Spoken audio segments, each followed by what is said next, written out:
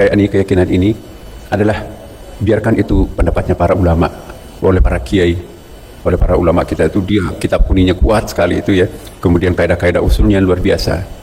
Tetapi kelemahannya, terutama kiai-kiai kita di Indonesia, itu dari segi filsafat, ya, filosofi daripada suatu bahasa itu apa. Nah ini kalau saya bandingkan sedikit ya, di Turki, bukan saya di Turki, di Iran ya, ulama-ulama di Iran itu satu paket itu. Ya, kalau ulama di Iran selain mengkaji teks yang sangat dalam, dia juga menggunakan meaningnya, juga menggunakan logikanya. Jadi semua ulama-ulama Iran, apalagi yang Ayatullah itu dia hafal logikanya Plato, ya, kemudian peripatetiknya Socrates, Aristoteles ya. Jadi enak bicara ayat, tapi juga ada konfirmasi ke ini aliran ideanya Plato, ini aliran peripatetiknya Aristoteles. Oh ini Socrates ini, oh ini Thales, ini Anaximander, ya ini Demokritos. Jadi enak, selain masuk akal juga masuk di hati. Nah kita di Indonesia, ulama kita itu tidak membaca buku filsafat Yunani, hanya membaca kitab kuning. Jadi tidak simetris antara mitos dengan logos. Ulama Iran itu logos dan mitosnya itu nyambung. Nah, mantik kita dulu ada mantik, sekarang nggak bisa dipelajari lagi di pondok pesantren. Karena Al-Ghazali mengatakan tahabutul falasifah, ya kan? Ya, kesesatan para filosof. Nah, untung ada Ibnu Sina, tahaput, ya, kerancuan para peneliti filsafat, ya kan. Nah, jadi hemat saya sekarang ini, saya menganjurkan kepada seluruh pondok pesantren, jangan menganggap mantik atau ilmu logika itu adalah ilmu kafir.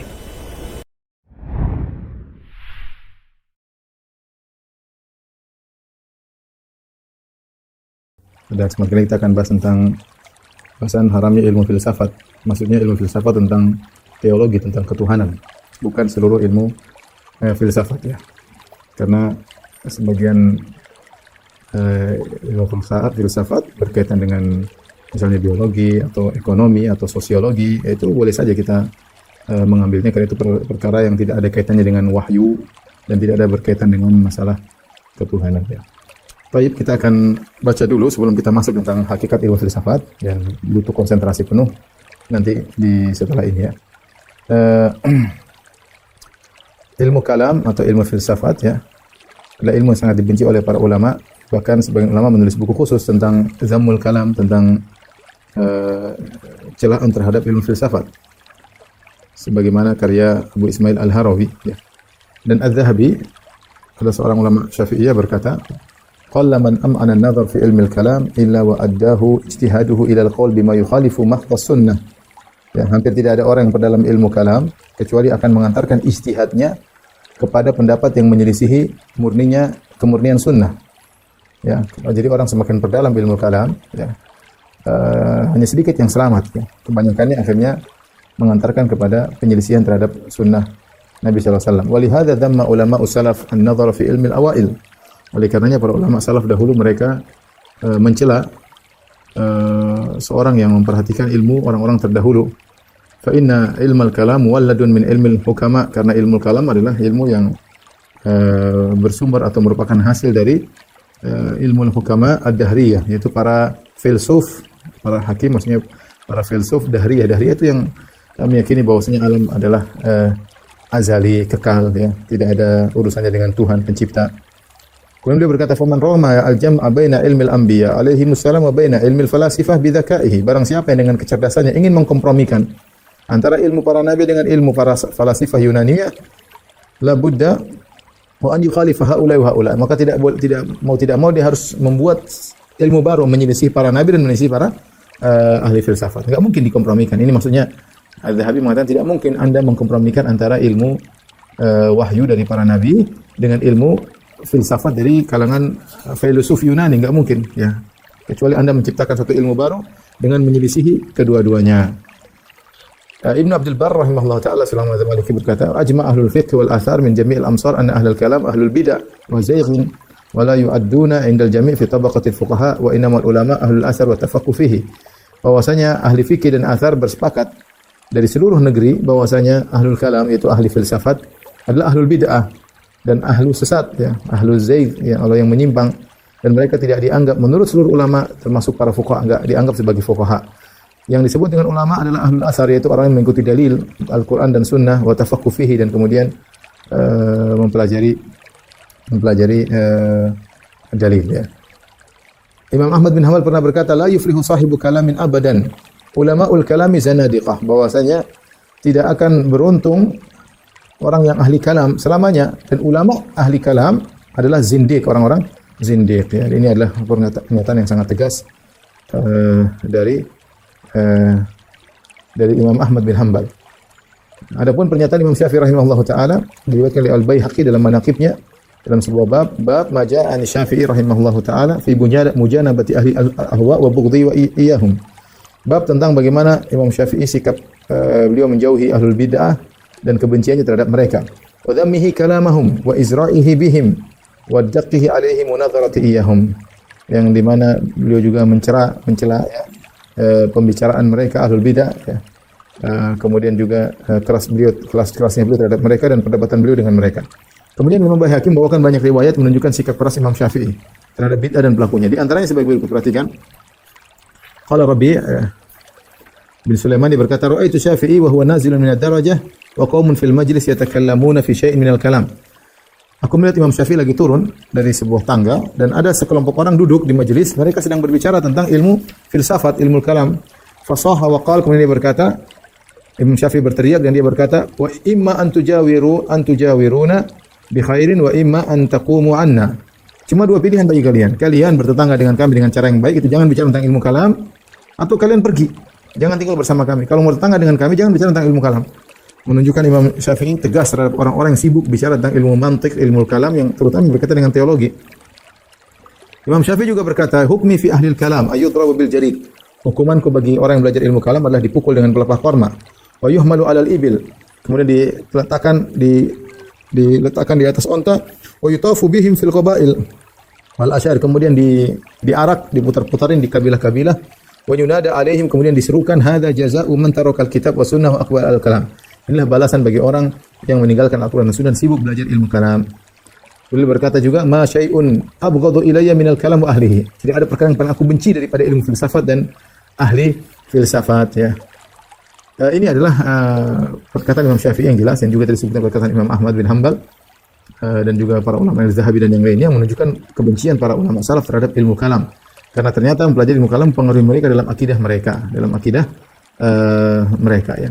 Dan rata-rata ahli kalam ya. Jadi nanti akan kita bagi, ada namanya filsafat, ahli filsafat Yunani, ada filsafat Islami seperti Ibnu Sina dan Farabi, dan ada ahlul kalam. Ahlul kalam maksudnya Mu'tazilah, Jahmiyah dan Asy'ariyah.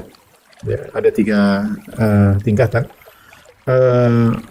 Mereka ahlul kalam itu yang belajar filsafat ya, dan mereka terpengaruh. Mereka sepakat dalam dua hal. Hal pertama, menjadikan akal sebagai suatu kebenaran yang qat'i, yang mutlak, yang absolut. Akal merupakan sumber kebenaran. Yang kedua, mereka menjadikan perkara-perkara yang absolut tersebut ternyata dari keputusan orang-orang Yunani ya. Keputusan orang Yunani. Jadi standarisasi akal orang Yunani dijadikan dalil, suatu yang qat'i, yang tidak, suatu yang absolut tidak mungkin diselisihi. Dari situlah mereka akhirnya menyimpang dalam masalah ketuhanan. Saya akan menjelaskan tentang masalah ini, kenapa kaitannya antara filsafat Yunani dengan filsafat ahlul kalam ya. Demikian juga filsafatnya Farabi dan Ibnu Sina. Insyaallah jika ada kesempatan, mudah-mudahan kita dalam dua majelis, karena ini pembahasan yang berat.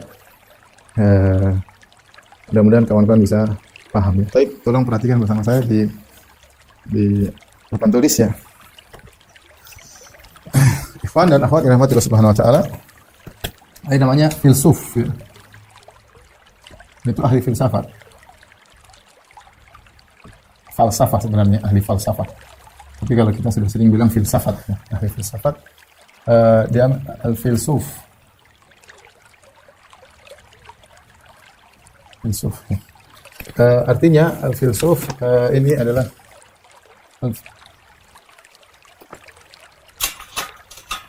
artinya pecinta dari hikmah. Maksudnya adalah pecinta hikmah. Filsuf artinya ya ahli filsafat, pecinta hikmah ya. Filsafat secara umum ada ya, berkaitan dengan ketuhanan maupun berkaitan dengan biologi, fisika dan kimia ya. Adapun masalah filsafat yang berkaitan dengan biologi, kimia, sosial itu tidak ada masalah. Itulah ilmu, siapa saja boleh berbicara, tinggal kita lihat mana baik dan buruknya. Seorang bisa menilai dengan memiliki barometer timbangan seperti Al-Quran dan Sunnah yang lainnya. Jadi seorang boleh berbicara tentang sosiologi, tentang masalah biologi, fisika dan yang lainnya. Yang jadi masalah ketika mereka sudah berbicara tentang ketuhanan. Tapi saya akan jelaskan insya Allah secara singkat tentang bagaimana pemikiran filsafat. Tapi filsafat banyak ya. Ibnu Qayyim menjelaskan dalam menjelaskan bahwa semua umat punya filsafat tersendiri. Punya filsafat tersendiri. Dalam kitabnya Ighathatul Lahfan tersendiri. Artinya kalau kita bicara misalnya India, ada filsafat India, ya, filsafat India. Kemudian ada juga misalnya Cina, ya. Ada filsafat Cina. Kemudian ada filsafat Mesir, ya. Misalnya Mesir, filsafat Mesir. Mungkin misalnya kita di Jawa, mungkin filsafat Jawa dan yang lain. Dan ada namanya filsafat Yunani.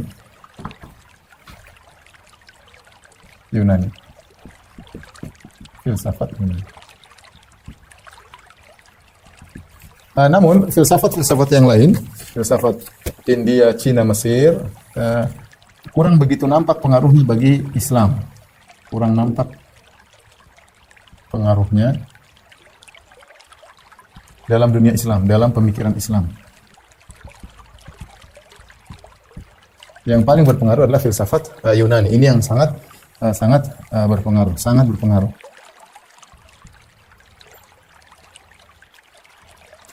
Pemikiran Socrates, Plato, Aristoteles, Plotinus dan yang lainnya ya, punya pengaruh yang besar terhadap pemikiran filsafat Yunani. Kalau kita mau bagi filsafat, ya ini yang menjadi topik kita adalah ini ya, yang mau kita topik adalah ini. Filsafat Yunani muncul sejak kapan? Ini muncul sekitar kurang lebih menjadi tersohor kurang lebih abad ke-7 sebelum Masehi. Sebelum Nabi Isa dilahirkan. Itu sekitar abad ke-7 sebelum Masehi. Sebelumnya gimana? Lantas sebelumnya bagaimana? Sebelum abad ke-7?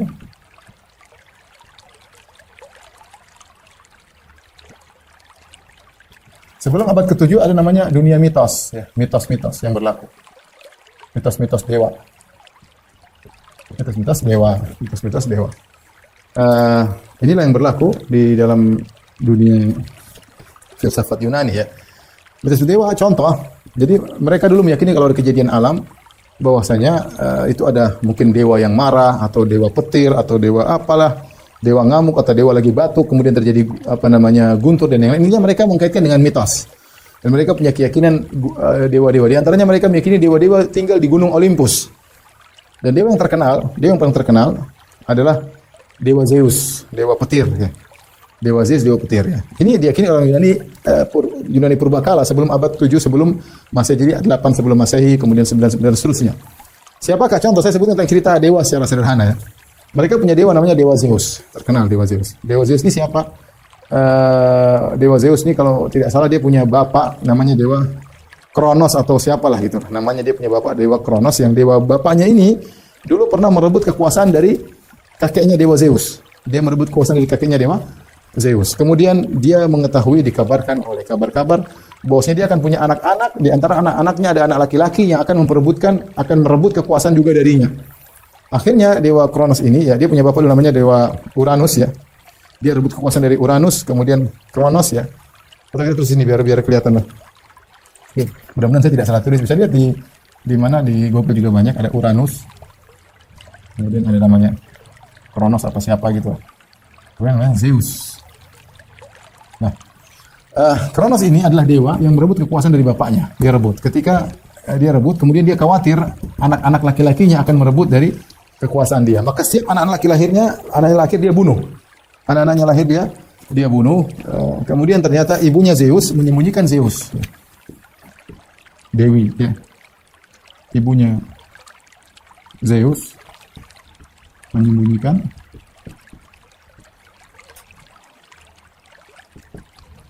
Zeus. Akhirnya Zeus pun selamat dari kejahatan bapaknya. Akhirnya Zeus pun besar, sementara kakak dan adiknya sudah dibunuh oleh Kronos. Ketika dia besar, akhirnya dia menggulingkan, ya, dia menggulingkan singgasana ayahnya, ya, berhasil menggulingkan singgasana ayahnya, merebut, ya, ayahnya, yaitu Kronos. Setelah itu, Zeus ini punya saudari perempuan namanya Dewi Hera, ya. Di sini ada Dewi Hera. Dewi Hera. Nah, Zeus ini suka sama Dewi Hera, dia jatuh cinta sama Dewi Hera, tapi Dewi Hera nggak mau sama dia, nggak mau sama dewa Zeus, dia nggak suka. Akhirnya dewa Zeus melakukan trik, entah bagaimana, akhirnya dia memperkosa saudaranya sendiri Hera, akhirnya punya anak, ya. Ternyata Zeus ini suka selingkuh, ya, dia selingkuh dengan seorang wanita manusia, selingkuh dengan wanita manusia. Dia menyamar menjadi suaminya yang selingkuh wanita tersebut. Kemudian punya anak namanya Hercules, ya. Hercules putra Zeus, dan Hercules sangat bangga punya ayah namanya Zeus, dan Hera sangat benci dengan Hercules karena kalau lihat Hercules dia sudah ingat bagaimana Zeus yang tidak setia ternyata selingkuh dengan wanita. Inilah mitos-mitos yang ada dulu sebelum abad ke-7, sebelum Masehi. Maka sebenarnya filsafat Yunani ini punya peran luar biasa kalau disebutkan oleh para ahli, bahwasanya mereka merubah dari suatu mitos menjadi suatu yang ilmiah. Kalau kita dari sini, maka mereka punya jasa dari pemikiran yang tadinya ini mitos-mitos, ya, mitos-mitos dihapus oleh ahli filsafat sejak abad ke-7 sebelum Masehi, ya. Muncullah ahli-ahli filsafat yang mulai terkenal namanya Thales, ya. Mulai mempelajari tentang alam. Mereka disebut dengan ahli filsafat alam atau tabi'iyun, yang mereka membahas tentang kejadian-kejadian alam dengan hukum sebab dan akibat, bukan hukum mitos. Sehingga mereka belajar kenapa begini, kenapa begitu. Mereka mulai mempelajari. Jadi bukan berarti Guntur, berarti ada ini pelangi, berarti ada dewi menangis, atau Guntur ada dewa menangis, dan lain tidak. Tapi mereka berusaha mengilmiahkan. Inilah mulai perubahan besar-besaran dalam dunia Yunani, dari dunia mitos-mitos dewa-dewa yang tinggal di Gunung Olympus berubah menjadi dunia ilmiah. Dan ini mereka punya jasa dalam ini, tidak bisa kita pungkiri. Mereka punya pemikiran merubah sehingga berkembanglah pemikiran tersebut. Maka mulailah muncul ahli filsafat yang akan kita sebutkan sebentar lagi insyaallah taala. Hanya saja filsafat setelah itu muncul ahli filsafat. Muncullah para ahli filsafat.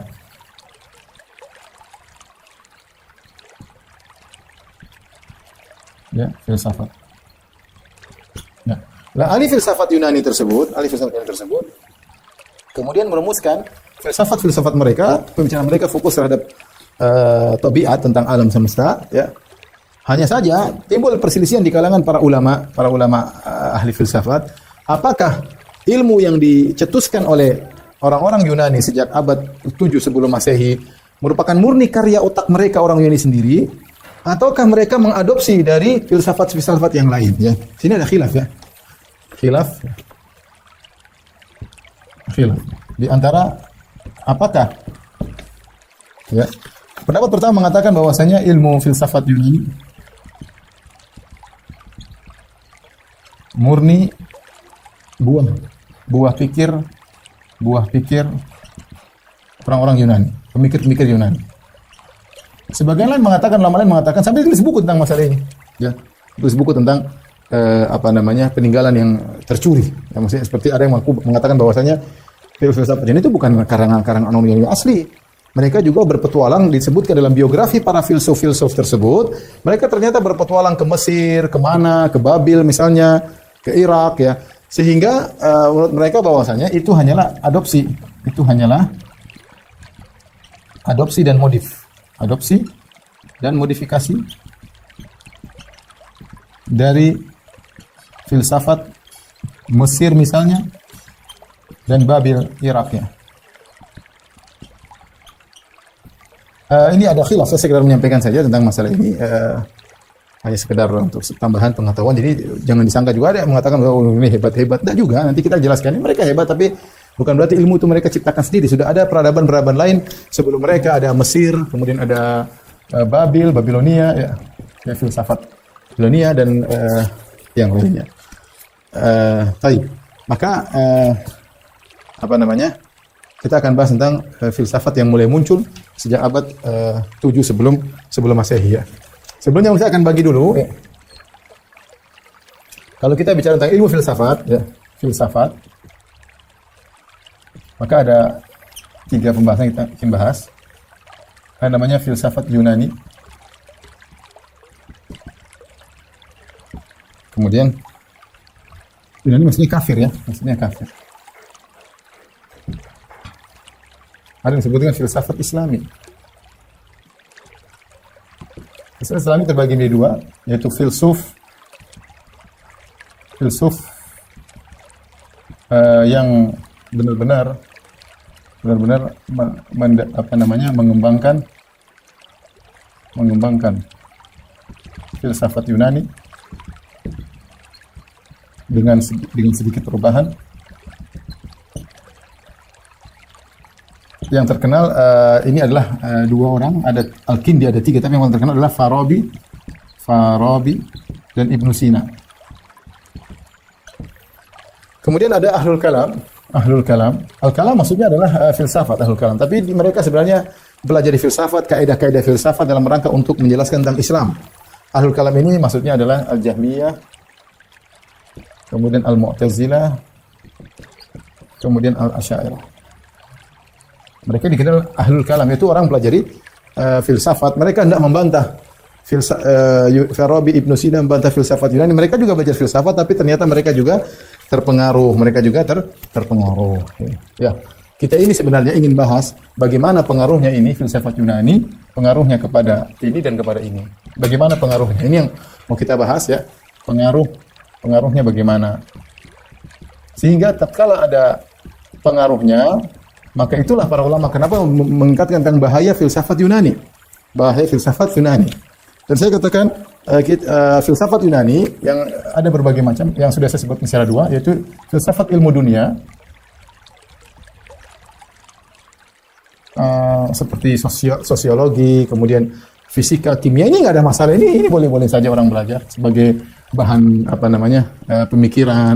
Benar salahnya urusan belakangan, tapi boleh-boleh saja. Kenapa boleh-boleh saja? Karena objeknya adalah sesuatu yang dilihat, mahsus, indrawi, musyahad, dilihat. Ya, Anda melihat manusia, Anda bisa bikin teori tentang manusia. Anda melihat sapi, Anda bisa bikin teori. Anda melihat bintang bulan, Anda bisa bikin teori, nggak ada masalah. Karena itu perkara yang mahsus indrawi, maka seorang bisa berbicara tentang itu. Tapi yang jadi masalah ketika bicara teologi, yaitu bagaimana menggabungkan antara ilmu tabiat dengan sesuatu di balik tabiat tentang masalah ketuhanan, tentang causa prima. Causa prima itu sebab utama atau Tuhan. Ini jadi masalah ya. Masalah causa prima. Atau disebut dengan al-illatul ula. Atau Tuhan ya, kalau gampangan kita adalah Tuhan. Ini jadi masalah. Ini yang berbahaya. Berbahaya ya. Khatir ya. Ini yang ketika seorang pelajari filsafat, dia akan kejebak ke sini sehingga dia memiliki ada pemikiran filsafat Yunani yang dianggap sebagai suatu absolut, yaitu suatu yang tidak mungkin salah, suatu yang pasti. Dari pemikiran tersebut kemudian jadikan pegangan untuk memahami Al-Qur'an dan Sunnah. Yang bahaya di sini, kenapa dikatakan para ulama benci terhadap filsafat? Seperti tadi kita nukil dari Imam Ahmad, Imam Syafi'i. Mereka tidak belajar ilmu kalam. Mereka jadi imam tanpa ilmu kalam. Coba mana Imam Syafi'i, mana tulisan ilmu kalam? Mana Abu Hanifah jago ilmu kalam? Mana Imam Ahmad? Mana Imam Malik? Mana? Enggak ada. Ilmu mereka Al-Quran dan Sunnah. Kemudian datang Jahmiyah, Mu'tazilah, Asy'ariyah, Ahlul Kalam. Mereka belajar ilmu filsafat dan pasti ada pengaruhnya. Ada buku bagus banget ya, tulisan teman-teman mungkin yang pandai bahasa Arab, saya sarankan baca buku ini. Dia bagaimana menjelaskan tentang hubungan antara filsafat Yunani dengan Ibnu Sina dan Farabi dan Ahlul Kalam. Ini salah satu buku yang bagus, judulnya adalah Al-Madahib Al-Yunaniyah.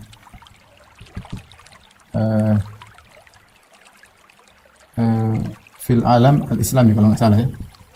Coba nanti di Google ada karya David Santilana ya.